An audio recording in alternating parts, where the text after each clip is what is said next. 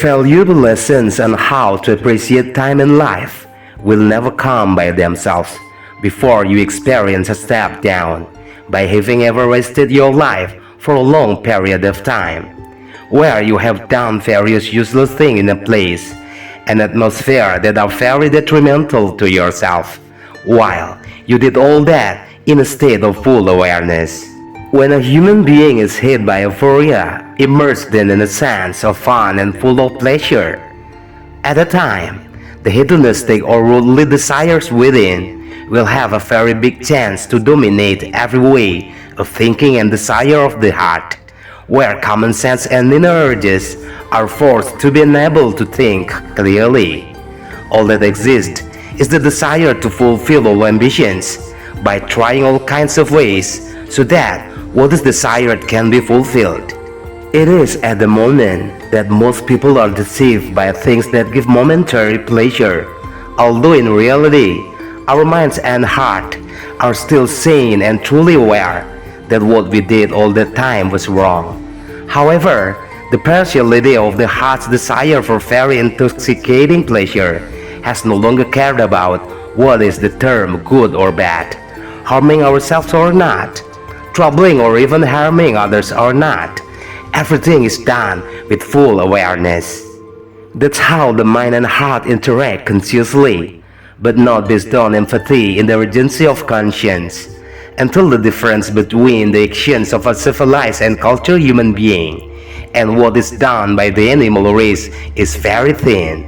Because the very real and clear difference between humans and animals is, animals only have mind, but don't have a reason. Animals only have hearts, but don't have conscience. And animals only have instinct, but don't have direction. While humans have everything that the animal race does not have. But when a human being neglects to side more with the lust of evil in himself, then everything he does will even be much worse than what just an animal does. For the reason, the West always emphasize their inner and outer selves on one attitude that all comes from the earth of conscience and reason. Because the earth of conscience and reason will create culture. Culture will give birth to habits. Habits will bring manners. Manners will form a character. Character will give birth to personality, while personality will form dignity. And dignity is a non-negotiable price that must be owned by every individual or nation. Then what happens when an individual or nation has lost its dignity?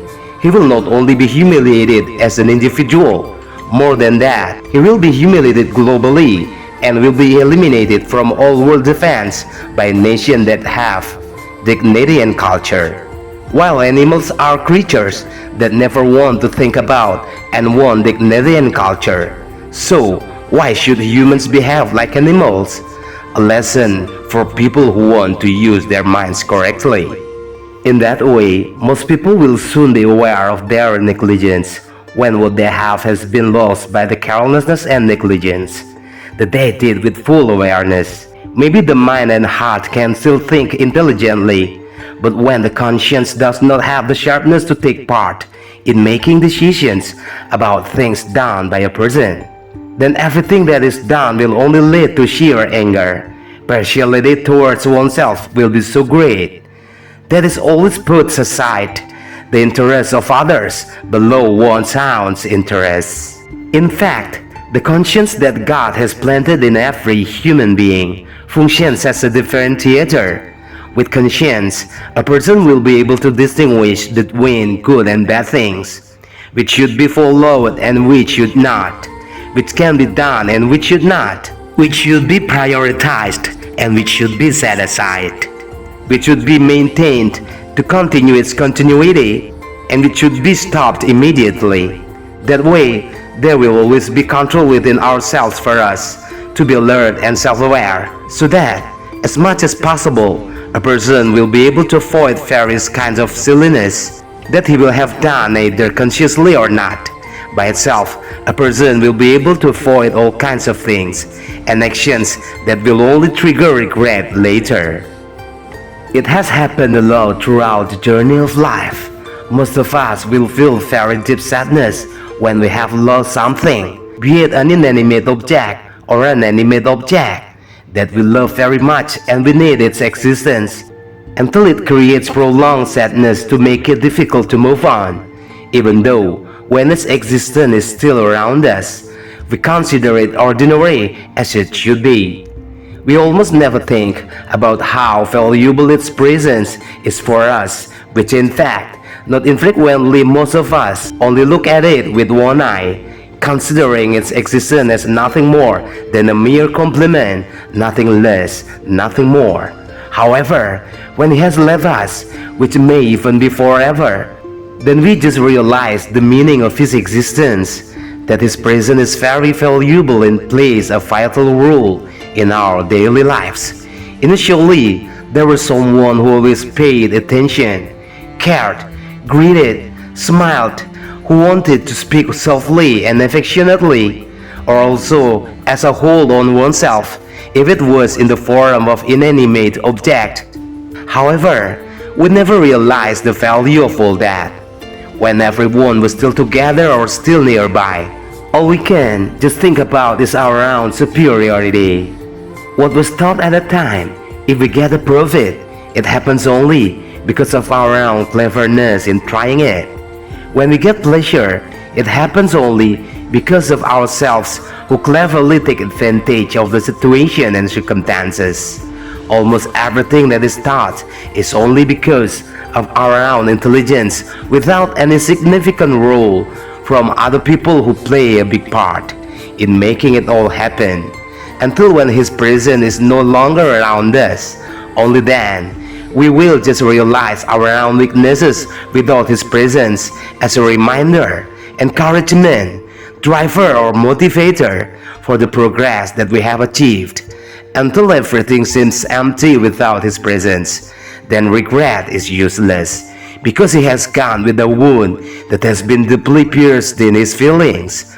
Or if it is, it's an inanimate object. It has changed hands to become the property of someone else who is even able to care for it in a better way. My friends, with this long explanation, let us take wisdom from every incident in life. Treat everything with love, to respect and appreciate each other. Use your precious time as best you can. Love everything you have, along with whatever and whoever is around you.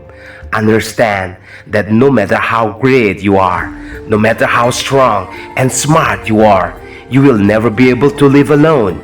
No matter how firm your stance is to be able to live independently, you will never be able to let go of the role of others in the life you live. You will still need the touch and presence of others for everything you will do if it concerns life issues. Because the world has been designed to be interconnected and dependent on one another as a chain of life by the owner of life itself, where everyone is allowed to be smart only in a few fields that he is engaged in, while in other fields he will be stupid and lay until you need the help of others who are truly expert in that fields where you don't understand at all the fairy. So naturally, life becomes busy and colorful. That way, do we still not have enough shame to do something arrogant? A valuable lesson for people who want to use their minds. Greetings.